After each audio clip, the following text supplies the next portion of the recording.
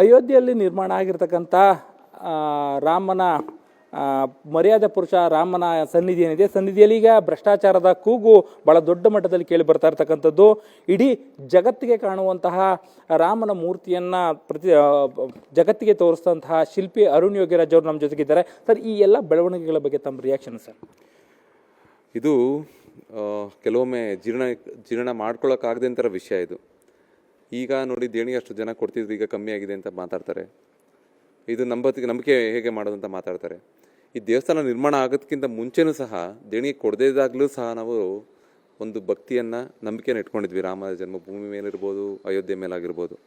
ಅದೇ ಭಕ್ತಿ ಪ್ರೀತಿ ನಮ್ಗೆ ಯಾವತ್ತೂ ಕಮ್ಮಿ ಅಂತೂ ಆಗಲ್ಲ. ಈ ಸಮಯಕ್ಕೆ ಇವರು ದೇಣಿಗೆ ಕೊಡೋದು ಬಿಡೋದು ಅದು ಅವರವರ ಭಕ್ತಾದಿಗಳ ವಿಷಯಕ್ಕೆ ಬಿಟ್ಟಿದ್ದು.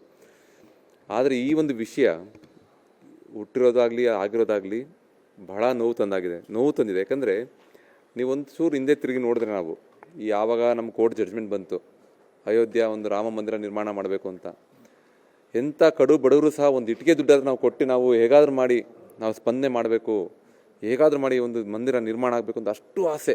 ಇದು ಒಬ್ಬರಿಬ್ಬರದಲ್ಲ, 140 ಕೋಟಿ ಜನಗಳಿಂದ ಜಾಸ್ತಿ ಒಂದು ಆಸೆ ಈಡೇರಿದೆ ತಕ್ಕ ಹಾಗೆ ಅದಕ್ಕೆ ಎಲ್ಲರೂ ಕೊಡೋರ ಸಂಖ್ಯೆ ಭಾಳ ಹೆಚ್ಚಾಗಿತ್ತು. ನಾನೇ ಅಲ್ಲಿ ಇದ್ದ ಸಮಯದಲ್ಲಿ, ಕೆಲವೊಂದು ಮೀಟಿಂಗ್ ಹೋಗೋ ಸಮಯದಲ್ಲಿ ದೇಣಿಗೆ ಕೊಡೋದಕ್ಕೆ ಸಾಮಾನ್ಯ ಜನರಲ್ಲ, VIP ಕ್ಯೂಯಲ್ಲಿ ಇರ್ತಿದ್ರು.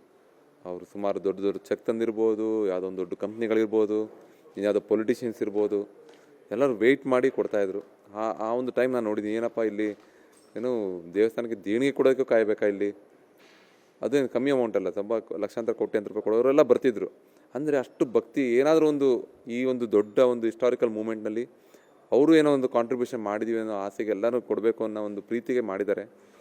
ಆದರೆ ಇದನ್ನೇ ಒಂದು ಅಡ್ವಾಂಟೇಜ್ ತೊಗೊಂಡು ಈಗ ನೋಡಿ, ಕೆಲವೊಮ್ಮೆ ಸಡನ್ನಾಗಿ ಎಲ್ಲ ದೊಡ್ಡದಾಗಿಬಿಟ್ರೆ ಎಲ್ಲ ಕಡೆ ನಮಗೆ ಕಂಟ್ರೋಲ್ ಮಾಡೋದು ಕಷ್ಟ ಆಗುತ್ತೆ. ನಾನು ಅಯೋಧ್ಯ ಜನ್ಮಭೂಮಿಯ ಟ್ರಸ್ಟ್ಗಳ ಜೊತೆ ಭಾಳಷ್ಟು ಒಡನಾಟ ಇಟ್ಕೊಂಡಿದ್ದೆ. ಅವರಲ್ಲಿ ಎಲ್ಲರಲ್ಲೂ ಡಿಸಿಪ್ಲೀನು, ಎಲ್ಲರೂ ತುಂಬ ಎಸ್ಪೆಷಲಿ ನಮ್ಮ ಚಂಪತ್ ರಾಯವರೆಲ್ಲ ತುಂಬ ಸಿಂಪ್ಲಿಸಿಟಿ.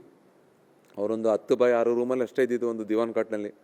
AC ಹಾಕಿದ್ರೆ ಬೇಡ, ನನಗೆ ಫ್ಯಾನ್ ಹಾಕಿ ಅಂತಿದ್ರು. ಸೀಕ್ರೆಟಾಗಿ ಮಾತಾಡಬೇಕು ಅಂತ ಯಾರೋ VIP ಬಂದರೆ, ಬೇಡ ಕೂತ್ಕೊಳ್ಳಿ, ನಾನು ಓಪನಾಗಿ ಮಾತಾಡಬೇಕು, ಹೇಳಿ ಏನು ವಿಷಯ ಅಂತಿದ್ರು. ಆಮೇಲೆ ನಮಗೂ ಅಷ್ಟೇ, ಯಾವುದೋ ಡಿಸಿಷನ್ ತೊಗೋಬೇಕಾದ್ರೆ ಎಲ್ಲರೂ ಒಟ್ಟಿಗೆ ಕೊಟ್ಬಿಟ್ಟು ನೀ ಹೇಳು ಈ ರೀತಿ ಮಾಡ್ತಿದ್ದವರು. ಬಟ್ ಅವರ ಗಮನಕ್ಕೆ ಯಾವುದೇ ಬಂದರೂ ಅವ್ರು ಯಾವುದನ್ನೂ ಲೈಟಾಗಿ ಆಗಲಿ, ಯಾರೋ ಪರಿಚಯದವರು ಅಂತ ಯಾರೋ ಒಂದು ಕಾಲ್ ಬರ್ತದಂಗೆ ಟೀಕೆ ಬಾತ್ ಕರ್ತಾ ಅಂತ ಕಟ್ ಮಾಡಿಬಿಡ್ತಿದ್ರು. ಸೊ ಅವರು ಎಲ್ಲೂ ಇನ್ನೊಬ್ರು ಯಾವುದೋ ಬ್ಯಾಂಕ್ಗಳೆಲ್ಲ ಬರ್ತಿದ್ರು, ಸರ್ ನಮ್ಮ ಬ್ಯಾಂಕ್ ಅಕೌಂಟ್ ಓಪನ್ ಮಾಡಿ ಅಂತ ಬಂದಾಗಲೂ ಸಹ ಇವ್ರು ಕ್ಲಿಯರಾಗಿ ಹೇಳ್ತಿದ್ರು, ನೋಡಿ ಆ ರೀತಿ ನಮ್ಗೆ ಅವಕಾಶ ಇಲ್ಲ, ನಮ್ಮದೇ ಆದ ರೂಲ್ಸ್ ಇದೆ, ಇಷ್ಟೇ ಬ್ಯಾಂಕಲ್ಲಿ ಇದೆ, ಅದ್ರ ಬಿಟ್ಟು ನಾವು ಬೇರೆ ಹೋಗಿಲ್ಲ ಅಂತ ನನಗೆ ಕಾನೂನಿದೆ ಅಂತ ನನ್ನ ಮುಂದೆನೇ ಎಷ್ಟೊಂದು ಜನಕ್ಕೆ ಬ್ಯಾಂಕ್ ಅವ್ರಿಗೂ ದೊಡ್ಡ ಅಧಿಕಾರಿಗಳಿಗೂ ಹೇಳಿದ್ದಾರೆ ಅವರು. ಸರ್, ಈಗ ನೀವು ಸಾಕಷ್ಟು ವರ್ಷಗಳ ಕಾಲನೇ ಕೂಡ ಆ ಒಂದು ಜಾಗದಲ್ಲಿ ನೀವು ಸಮಯವನ್ನು ಕಳೆದಿದ್ದೀರಿ. ನಿಮಗೆ ಈ ಥರದ್ದು ಈ ದೇಣಿಗೆ ಮಿಸ್ಯೂಸ್ ಆಗಿರ್ತಕ್ಕಂಥದ್ದೆಲ್ಲ ಈ ವಿಚಾರಗಳು ಬರ್ತಿದೆಯಲ್ಲ, ಆ ಥರದ ಬೆಳವಣಿಗೆಗಳೇನಾದರೂ ಕಂಡುವಾ ಅಲ್ಲಿ? ಇಲ್ಲ, ನಮಗೆ ಫಸ್ಟ್ ಆಫ್ ಆಲ್ ಅಲ್ಲಿ ಇದ್ದಿದ್ದಾಗ ನಮ್ಮ ಜೊತೆ ಬೇರೆ ಕಂಪ್ನಿಯವರು ಸಾಫ್ಟ್ವೇರ್ ಇಂಜಿನಿಯರ್ಸ್ಗಳು ಇದ್ದರು. ನೀವು ಕೇಳ್ಬೋದು, ಅಯೋಧ್ಯೆಯಲ್ಲಿ ಸಾಫ್ಟ್ವೇರ್ ಇಂಜಿನಿಯರ್ಸ್ಗೆ ಏನು ಕೆಲಸ? ನಾನು ಕೇಳ್ತಿದ್ದೆ, ಇವ್ರಿಗೇನಪ್ಪ ಕೆಲಸ ಇಲ್ಲಿ ಅಂತ. ಅವರು ಒಂದು ಎಕ್ಸ್ಟ್ರೀಮ್ ಪ್ರಯತ್ನ ಮಾಡ್ತಿದ್ದು, ಎಲ್ಲ ಒಂದೊಂದು ರೂಪಾಯಿ ನಮಗೆ ಆನ್ಲೈನ್ ಅಕೌಂಟ್ ಸಿಗಬೇಕು. ಅದಕ್ಕೆ ಅಂತ ಹೈದ್ರಾಬಾದ್ ಬೇಸ್ ಕಂಪ್ನಿಗಳನ್ನ ಅವ್ರು ಹೈರ್ ಮಾಡಿದರು.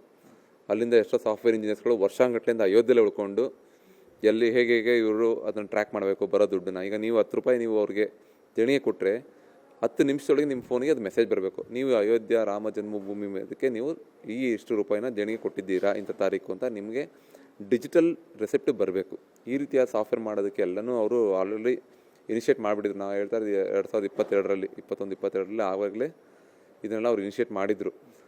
ಆದರೂ ಈ ವಿಷಯ ಎಲ್ಲ ಮಾಡಿದರೆ ಅಂದರೆ ಏನಾಗುತ್ತೆ, ಯಾವಾಗಲೂ ರಾಜ ಸರಿ ಇರ್ತಾರೆ, ಮಂತ್ರಿಗಳು ಬರ್ತಾರೆ, ಅದ್ರ ಕೆಳಗೂ ಎಷ್ಟೊಂದು ಜನ ಬರ್ತಾರೆ. ಅವ್ರ ಉದ್ದೇಶಗಳು ಅವ್ರದ್ದು ಹೀಗೆ ಇರಬೇಕಲ್ಲ. ಅಲ್ಲಿ ನಮಗೆ ಏನಾಗುತ್ತೆ, ಈ ಥರದ ಒಂದು ಅಡಚಣೆಗಳು ಏನಾಗುತ್ತೆ, ದೊಡ್ಡದಾಗ್ತಾ ಎಲ್ಲೋ ಒಂದು ಕಡೆ ವಿಷಯ ನಮಗೆ ಗಮನ ಇರಲ್ಲ. ಆ ವಿಷಯದಲ್ಲಿ ಗಮನ ಇಲ್ಲ ಅನ್ನೋ ವಿಷಯ ಇವ್ರಿಗೆ ಗೊತ್ತಾಗಿ ಆ ಒಂದು ಕದಿಯುವಂಥ ಅವಕಾಶ ಸಿಕ್ಕಿದಾಗ ಈ ಥರದ ಬೆಳವಣಿಗೆ ಆಗಿರ್ಬೋದು ಅಂತ ಅನ್ಸುತ್ತೆ ನನಗೆ. ಅಂದರೆ ಈಗ ಸೆಕ್ರೆಟರಿಗಳು ಅವರು ಜವಾಬ್ದಾರಿಯನ್ನು ಹೊತ್ತು ಈಗ ರಾಜೀನಾಮೆಯನ್ನು ಕೊಟ್ಟಿದ್ದಾರೆ. ಇಡೀ ಆ ಒಂದು ಟ್ರಸ್ಟ್ ಏನಿತ್ತು ಅದನ್ನು ಡಿಸಾಲ್ವ್ ಮಾಡಬೇಕು, ಬೇರೆ ಒಂದು ಬೋರ್ಡ್ನ ರೆಡಿ ಮಾಡಬೇಕು ಅಂತ ನನಗೆ ಅದೇನಿದೆ, ಅದು ಸ್ವಲ್ಪ ನನಗೆ ಎಲ್ಲೊಂದು ಕಡೆ ದುಃಖ ಅಂತ ಅನ್ಸುತ್ತೆ. ಯಾಕಂದರೆ ನನ್ನ ಒಡನಾಟ ಈಗಿದ್ದ ಟ್ರಸ್ಟ್ ಮೆಂಬರ್ಸ್ ಜೊತೆ ನಾನು ಅವರು ಹಗಲು ರಾತ್ರಿ ಕಷ್ಟಪಟ್ಟಿರೋದು ನೋಡಿದ್ದೀನಿ. ರಾತ್ರಿ 2 ಗಂಟೆ 3 ಗಂಟೆ ರಾತ್ರಿ ಎಲ್ಲ ಮೀಟಿಂಗ್ ಮಾಡಿದ್ದು ನೋಡಿದ್ದೀನಿ. ಬೆಳಗಿನ ಜಾವ ನಿದ್ದೆ ಇಲ್ಲದೆ ಊರೂರು ಅಲ್ದಿರೋದು ನೋಡಿದ್ದೀನಿ. ಎಷ್ಟೊಂದು ಜನ ಬಂದಾಗ ಅವ್ರನ್ನ ಆತಿಥ್ಯ ಮಾಡಿದ್ದು ನೋಡಿದ್ದೀನಿ. ಮತ್ತು ಈ ಒಂದು ಹೋರಾಟದಲ್ಲಿ ಅವ್ರು ಭಾಗಿಯಾಗಿದ್ದರು, ಅದನ್ನು ನೋಡಿದ್ದೀವಿ. ಸೊ ಇವೆಲ್ಲ ಬಿಟ್ಟು ಸಡನ್ನಾಗಿ ಏನೋ ಎಲ್ಲನೂ ಚೇಂಜ್ ಮಾಡಿಬಿಟ್ಟಾಗ ಎಲ್ಲೋ ಒಂದು ಕಡೆ ನಮಗೆಲ್ಲ ಸಂಬಂಧಗಳಿಲ್ವೇ ಇಲ್ಲ ಅನ್ನೋ ಅಂದಂಗೆ ಆಗಿಬಿಡುತ್ತೆ ಅಲ್ಲಿ. ಬಟ್ ಈ ಜವಾಬ್ದಾರಿ ಎತ್ಕೊಂಡು ಅವರು ರಾಜೀನಾಮೆ ಕೊಟ್ಟಿದ್ದಾರೆ. ಮೊದಲು ಈ ನಮ್ಮ ಕಳ್ಳತನ ಆಗಿರುವಂಥ ಹಣದ ಬಗ್ಗೆ ಮಾಹಿತಿ ಸಿಕ್ಕಿ ಭಕ್ತಾದಿಗಳಿಗೆ ಉತ್ತರ ಕೊಡುವಂಥದ್ದು ಮೊದಲು ಆಗಬೇಕು. ಆ ವಿಷಯ ಅದು ಹಾಗೇ ಆಗುತ್ತೆ. ಯಾಕಂದರೆ ಇಲ್ಲಿ ನಾವು ನೋಡಿದಾಗ ಅವರು ಇನ್ಫ್ಲೂಯೆನ್ಷಿಯಲ್ ಪರ್ಸನ್ನು ಎಲ್ಲ ಪೊಲಿಟಿಕಲ್ ಪ್ರೆಷರ್ ಮಾಡೋಂಥದ್ದು ಅದನ್ನು ಮಾಡೋಕ್ಕೋಗಲ್ಲ.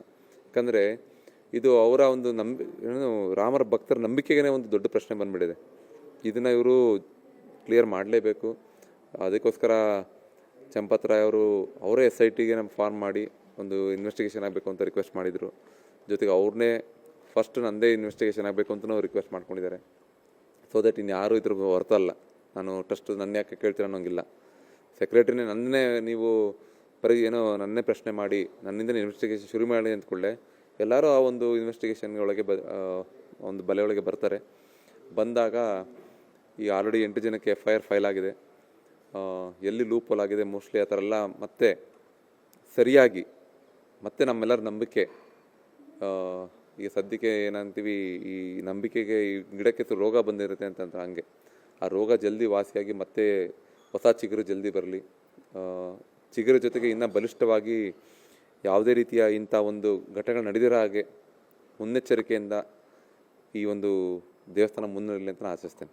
ಕಡೆಯದಾಗಿ ಸರ್, ಈಗ ಶತಕೋಟಿ ಅಂದರೆ ಇಡೀ ಜಗತ್ತಿನಾದ್ಯಂತ ಇರತಕ್ಕಂಥ ಶತಕೋಟಿ ಹಿಂದೂಗಳೇನಿದ್ರು ಶತಮಾನಗಳ ಕಾದು ಅಯೋಧ್ಯೆಯಲ್ಲಿ ಮರ್ಯಾದೆ ಪುರುಷನ ಪ್ರತಿಷ್ಠಾಪನೆಯನ್ನು ಮಾಡಿದ್ರು. ಇಂಥದ್ದೊಂದು ಬೆಳವಣಿಗೆ ಇದೆ. ಅಲ್ಲೇ ಆಗಿರ್ತಕ್ಕಂಥ ಕಳ್ಳತನಗಳು, ಮೋಸಗಳು, ಇವು ಭಕ್ತಿಯನ್ನು ಕಡಿಮೆ ಮಾಡತ್ವ ಆ ಒಂದು ಕ್ಷೇತ್ರದಲ್ಲಿರುವಂಥದ್ದು? ಸರ್, ಹಣದಲ್ಲಿ ಭಕ್ತಿ ಇಲ್ಲ. ಹಣದಲ್ಲಿ ನಾವು ಕೊಡೋದ್ರಲ್ಲಾಗಲಿ ನಾವು ತೊಗೊಳಲಿ ನಮಗೊಂದು ಶಾಸ್ತ್ರ ಹೇಳುತ್ತೆ. ಎಸ್ಪೆಷಲಿ ನಮಗೆ ವಿಗ್ರಹ ಮಾಡಬೇಕಾದ್ರೆ ಏನು ಹೇಳುತ್ತೆ, ಈಗ ನಮಗೆ ನೀವು ವಿಗ್ರಹ ಮಾಡಿಸ್ತೀರಾ, ಹೇಗೆ ವಿಗ್ರಹ ಮಾಡಿಸ್ತೀರಾ? ದುಡ್ಡು ಕೊಟ್ಟು ನನಗೆ ವಿಗ್ರಹ ಮಾಡಿಸ್ತೀರಾ. ನಾನೇನು ಮಾಡ್ತೀನಿ, ದುಡ್ಡು ಇಸ್ಕೊಂಡು ವಿಗ್ರಹ ಮಾಡಿಕೊಡ್ತೀನಿ. ಅಂದರೆ ನೀವು ದುಡ್ಡು ಕೊಟ್ಟು ವಿಗ್ರಹ ದೇವ್ರನ್ನ ತೊಗೋಬೋದಾ ನೀವು? ಅಂದರೆ ನಾ ದುಡ್ಡು ತೊಗೊಂಡು ನೀವು ವಿಗ್ರಹ ಮಾಡಿಕೊಡ್ಬೋದಾ? ಅಲ್ಲ. ನಾವು ಒಬ್ಬ ಶಿಲ್ಪಿ ಸಂಸಾರಸ್ಥ, ಅವನಿಗೆ ಕುಟುಂಬ ಇರುತ್ತೆ. ಅವನ ಒಂದು ಊಟಕ್ಕೆ ನೀವು ಧನ ಸಹಾಯ ಮಾಡ್ತೀರಾ. ನೀವು ಕೊಟ್ಟ ಧನ ಸಹಾಯದಲ್ಲಿ ನಾವು ಜೀವನ ನಡೆಸ್ತೀವಿ. ಶಾಸ್ತ್ರ ಹೇಳುತ್ತೆ, ನೀನು ದುಡ್ಡು ಕೊಟ್ಟು ದೇವರು ತೊಗೊಂಡಿಲ್ಲ ಅಂತ. ನೀನು ದುಡ್ಡು ಕೊಟ್ಟು ದೇವ್ರನ್ನ ಕೊಂಡ್ಕೊಳಕ್ಕೂ ಆಗಲ್ಲ, ನಾನು ದುಡ್ಡು ಕೊಟ್ಟು ದೇವ್ರನ್ನ ಮಾಡ್ಕೊಡೋಕ್ಕೂ ಆಗಲ್ಲ. ಹಂಗೆ ದುಡ್ಡು ವಿಷಯದಲ್ಲಿ ದೇವ್ರನ್ನ ನಾವು ಅಳಿಬಾರ್ದು. ನಮ್ಮ ಭಕ್ತಿ, ನಮ್ಮ ಶ್ರದ್ಧೆ, ನಮ್ಮ ಪ್ರೀತಿ ಅದು ಯಾವತ್ತೂ ಈ ಒಂದು ವಿಷಯಗಳಿಗೆ ನನಗಂತೂ ಕಮ್ಮಿ ಆಗಲ್ಲ. ಆ ರೀತಿಯಲ್ಲಿ ಅದರ ಕಪ್ಪು ಮೋಡ ಅಂತೂ ಈಗ ಬಂದಿದೆ. ಆದಷ್ಟು ಬೇಗ ಎಂಥ ಮೋಡ ಆದರೂ ಅದು ಕರಗಿ ನೀರಾಗಲೇಬೇಕು, ಮತ್ತು ಹೊಸ ಬೆಳಕು ಬರಲೇಬೇಕು. ಆ ಒಂದು ನಂಬಿಕೆ ನಾನಿದ್ದೀನಿ. Thank you. ಸೊ ಇದಿಷ್ಟು ರಾಮಲಲ್ಲಾ ಮೂರ್ತಿಯನ್ನು ಕೆತ್ತಿಕೊಟ್ಟಂತಹ ಹೆಸರಾಂತ ಶಿಲ್ಪಿ ಅರುಣ್ ಯೋಗಿರಾಜ್ ಅವರ ಮಾತು. ಕ್ಯಾಮ್ರಾ ಪರ್ಸನ್ ನವೀನ್ ಜೊತೆ ಮಧು ಎಂ ಚಿನ್ಕುರುಳಿ, ಏಷ್ಯಾನೆಟ್ ಸುವರ್ಣ ನ್ಯೂಸ್, ಮೈಸೂರು.